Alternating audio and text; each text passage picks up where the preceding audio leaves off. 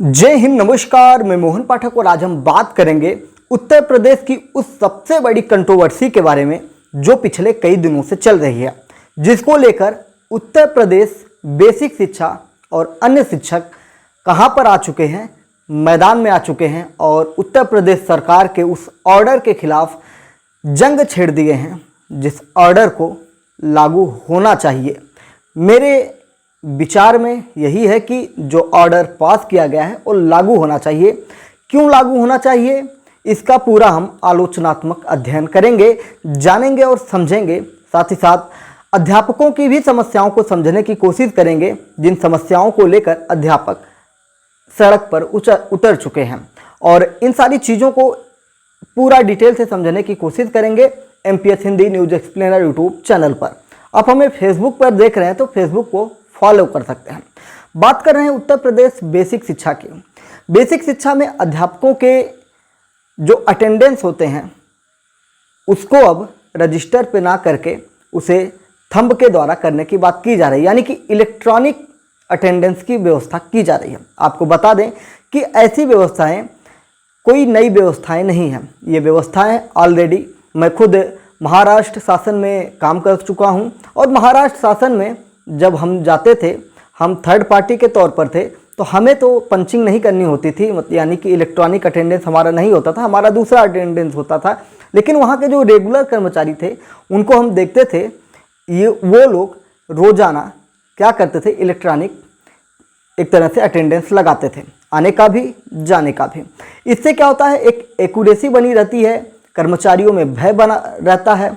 Late लतीफ़ पहुँचने पर register पे सिर्फ साइन ना कर देने की बात होती है। ये हम बात कर रहे थे महाराष्ट्र शासन की, जो मैंने अपने प्रत्यक्ष अनुभव देखे थे, और उसका एक सबसे बड़ा फ़ायदा ये होता था, हम खुद कभी लेट पहुंचते थे, लेकिन जो वहाँ के नियमित कर्मचारी थे, जो वहाँ पे सरकारी कर्मचारी थे, वो लोग वहाँ पे हमसे पहले और अपने टाइम से पहुँचते थे।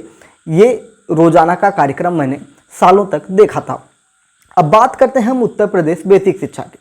बेसिक शिक्षा में सबसे पहले हम बात करेंगे उन शिक्षकों की जो शिक्षक इसका विरोध कर रहे हैं। ज़्यादातर शिक्षक विरोध कर रहे हैं, लेकिन बहुत सारे हमारे ऐसे मित्र भी हैं जिनसे हमारी चर्चा पर चर्चा हुई, जो बेसिक शिक्षा में ऑलरेडी कार्यरत हैं, और बहुत सारे ऐसे लोग हमें सुन रहे हैं सोशल मीडिया के माध्यम से, जो हमारे सोशल मीडिया के साथ जुड़े हुए हैं, लेकिन उनसे हमारी मित्रता वैसे घनिष्ठ नहीं है, लेकिन वो भी बेसिक शिक्षा में जुड़े हुए हैं। उन लोगों को भी जो मैं बातें बताऊंगा, उन लोगों को भी उसमें हामी ही भरनी पड़ेगी, भले ही वो अपनी निजी स्वार्थ के लिए इस व्यवस्था को हटाने की बात कर रहे हों। बात यह है कि बेसिक शिक्षा ज़्यादातर उसमें ग्रामीण समुदाय के बच्चे पढ़ने आते हैं, गांव में होता है, रास्ते टूटे फूटे होते हैं। टीचर्स जो होते हैं उनकी नियुक्तियाँ उनके गृह जनपद में ही अगर होती है, बहुत बार ऐसा होता है कि उनके घर से काफ़ी दूर होता है, दूसरे जनपद में होता है, तो अपने घर से जाते हैं, करीब 40-50 किलोमीटर का रास्ता भी तय करते हैं। रोज़ाना ये उनकी दिनचर्या होती है। लेकिन ज़्यादातर क्या होता है, जब मौसम ख़राब होते हैं, जैसे प्रेजेंट टाइम हम बात करें, बारिश का मौसम है, ऐसे मौसम में अध्यापकों का समय से पहुँच पाना बहुत ही कम हो पाता है। यानी कि जिस दिन बारिश होगी वो भले ही समय से अपने घर से निकले नियमित समय पर, लेकिन रास्ते में कीचड़, टूटी हुई सड़कें, इसकी जिम्मेदार सरकारें हैं। आप सड़कें सही करिए, रास्ते सही करिए, व्यवस्थाएं सही करिए। साथ ही साथ और भी तमाम परेशानियां होती हैं। मान लीजिए घर से निकलते हैं, कोई जान पहचान वाला मिल गया, 2-4-5 मिनट हाल चाल लेने में भी निकल जाते हैं, क्योंकि अध्यापक का जीवन एक ऐसा जीवन होता है, सुबह से शाम तक यही व्यवस्थाएँ होती हैं, और कोई मिल जाता है तो इग्नोर नहीं किया जा सकता है। ऐसा आप लोग भी महसूस करते होंगे। अगर रास्ते में 2 से 3 लोग मिले, अगर आप 5-5 मिनट बातें किए तो 15 मिनट चले जाते हैं। तो इन सारी चीज़ों से क्या होता है कि अध्यापक टाइम से नहीं पहुंच पाता। और भी बहुत व्यवस्थाएं होती हैं। ज़्यादातर लोग अपने घर पे रहते हैं तो खेती बाड़ी का काम करते हैं। ये सारी चीज़ें हैं। महिलाएं हैं, यानी कि जो महिला अध्यापक हैं या शिक्षा मित्र हैं, उनके लिए भी बहुत परेशानियाँ होती हैं। वो अपने घर परिवार को संभालती हैं और फिर उसके बाद विद्यालय के लिए तैयार होती हैं। ये रहा अध्यापकों का पक्ष, जिसको लेकर अध्यापक सड़क पर उतरे हैं कि उनको ये जो व्यवस्था है इससे हटाया जाए। उनका जो रजिस्टर सिस्टम था कि जब चाहे 11 बजे पहुँचे या 12 बजे पहुँचे या छुट्टी होने वाली हो, उससे 10 मिनट पहले भी पहुँचे, तो उस पर रजिस्टर पर साइन कर दें, या 2-4 दिन ना भी जाएं तो भी जाकर रजिस्टर पर हेडमास्टर के सहयोग से साइन कर दें। यानी कि प्रधान अध्यापक के सहयोग से, जो प्रधानाचार्य होते हैं, प्रधान अध्यापक होते हैं, वैसे प्रधानाचार्य का पोस्ट तो होता ही नहीं है, प्रधान अध्यापक का पोस्ट होता है। जो इसके बारे में जानते होंगे वो जानते होंगे बेहतरीन तरीके से, या लेकिन आप जाते होंगे विद्यालयों में तो वहाँ पे प्रधानाचार्य लिखा होता है। बेसिक शिक्षा में प्रधानाचार्य जैसा पद मेरी जानकारी में नहीं होता है, प्रधान अध्यापक का पद होता है, उन्हीं को प्रधानाचार्य के रूप में जाना जाता है, लेकिन लिखवा देते हैं प्रधानाचार्य। ठीक है, कोई बात नहीं, सबको सम्मान लेने का अधिकार है, सम्मान लेना चाह रहे हैं, बेसिक शिक्षा उनको दे रही है, सम्मान लिख रहे हैं तो लिखते रहें, कोई दिक्कत नहीं है। लेकिन अब हम सवाल करेंगे स्टूडेंट के पक्ष में।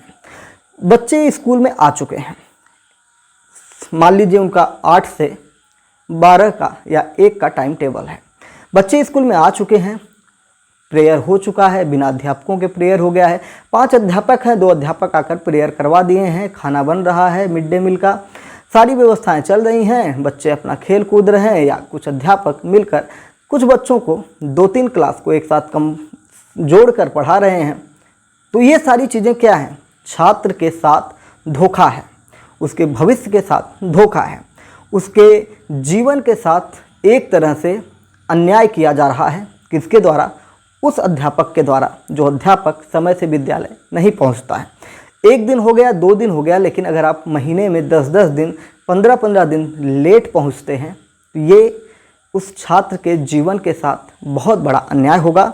और इन्हीं सारी चीज़ों को ध्यान में रखते हुए, और मुझे जहाँ तक लगता है ये जो कार्य योजना बनी है बेसिक शिक्षा संदीप सिंह के द्वारा नहीं की गई होंगी, ये उनके पास जो सचिव होंगे उन सब ने ये दिमाग लगाया होगा शिक्षा की गुणवत्ता को देखते हुए कि उसका स्तर घटते जा रहा है।